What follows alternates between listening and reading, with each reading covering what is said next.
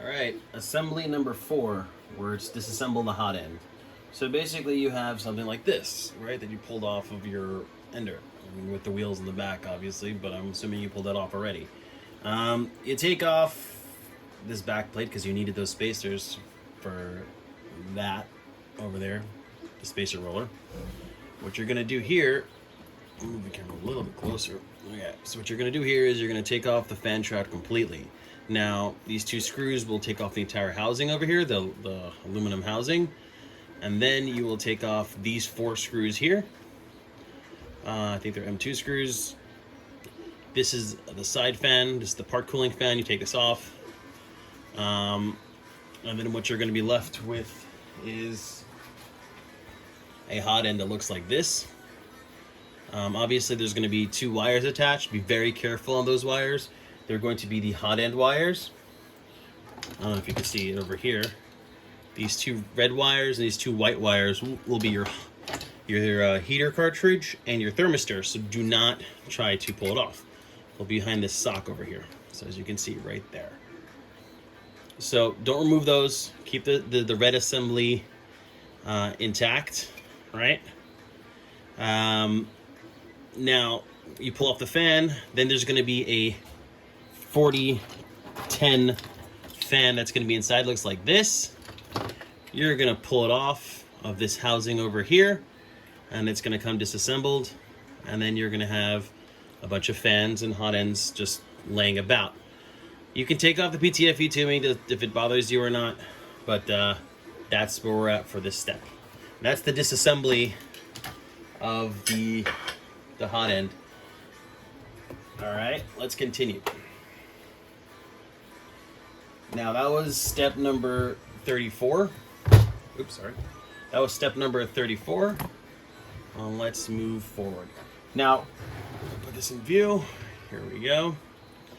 Now we're up to step number 35. 35 is the plate. Now, it says to insert 2 M3 hex nuts in the back. It's over here. As you can see in the back, this is the printed part we're dealing with. So you're going to have 2 hex nuts here on the back, and then you're going to put that, just squeeze it in with a regular old pliers, just, squeeze it in, and then it'll sit there nicely. You're going to need that for later. Then it asks you to take the M mounting plate, right, which is this one over here, small little triangle-ish or trapezoid. You're going to have another push 2 M3 nuts in the back over here. You're going to push them in, and then you're going to seat that on top of these 2 holes that you have here in the back. So it's going to sit here very well. And I believe those are M316 bolts that go straight through, sandwich it all in. And then you have this secured to this, and this plate will be ready to roll. Next, you're going to have M3 6 bolts, which I already have pre-put in here. 1, 2, 3, 4. Just have them protruding just a little bit, because the aligning will be with this square over here. So that's the next step. And then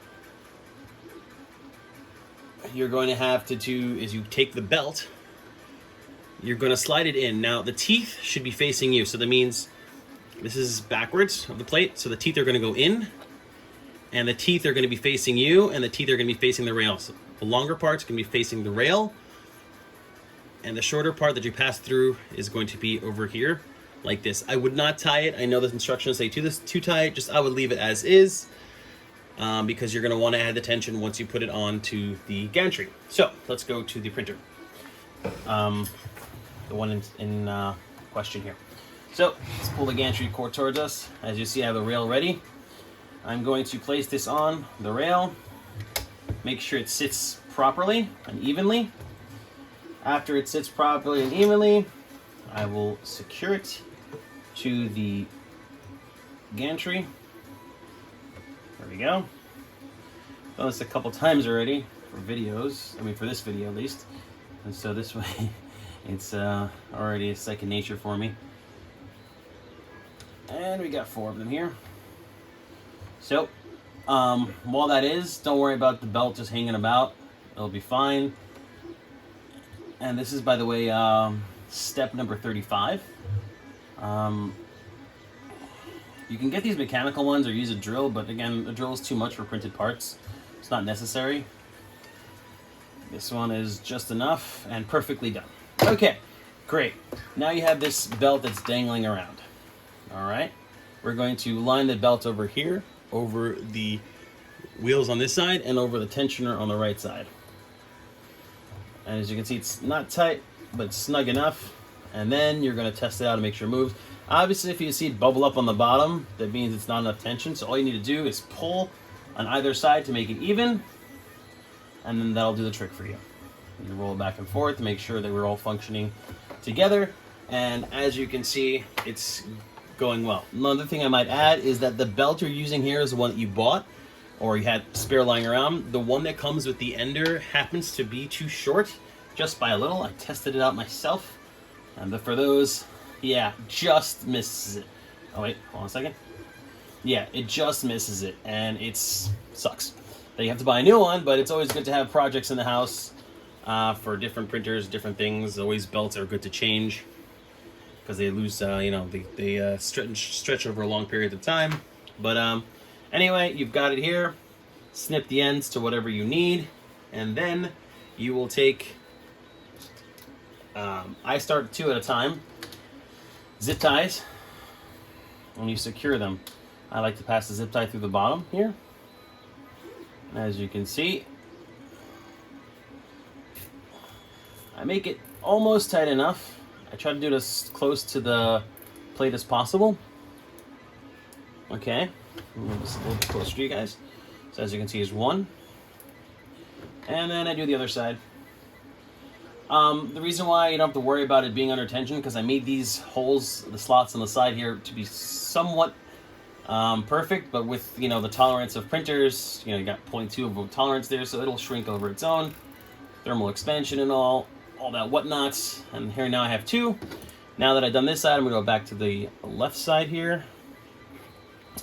I'm going to put the next one on. Not too close, give it like about 3 millimeters of space between them. And this is just to ensure that it doesn't slip. It won't really slip, or you could always crimp it with metal crimps. I heard that works too. But zip ties are the way, and this is the way. Okay, great. So now you're secure here, back and forth. We're good to go.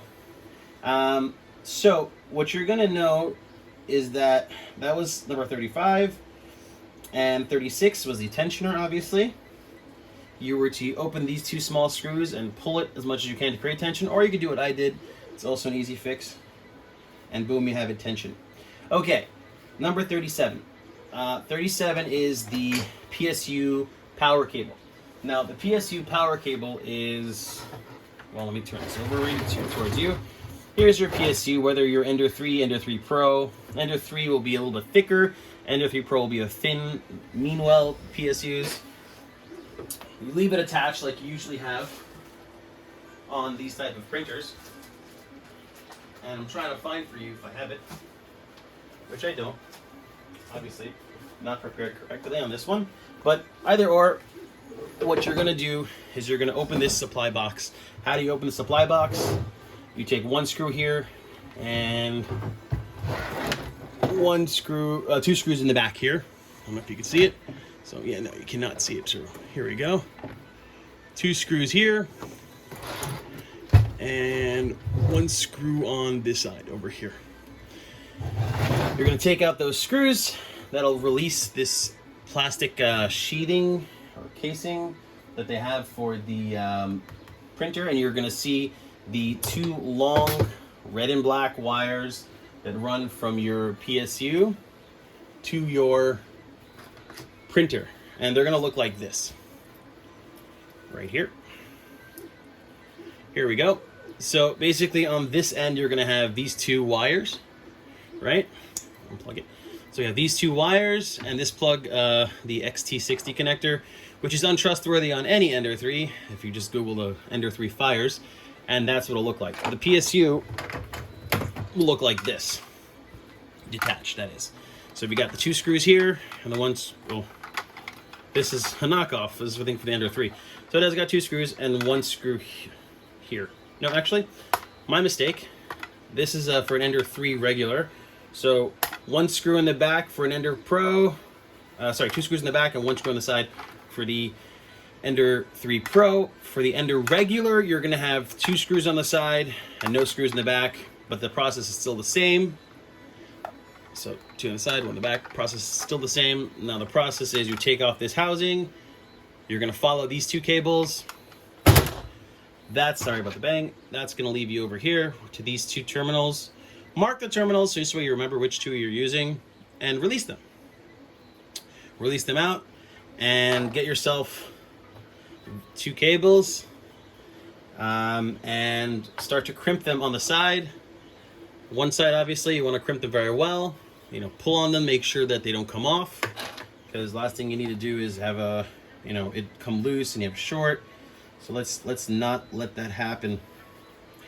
The cable that I suggest to extend with is a 65 centimeter in length.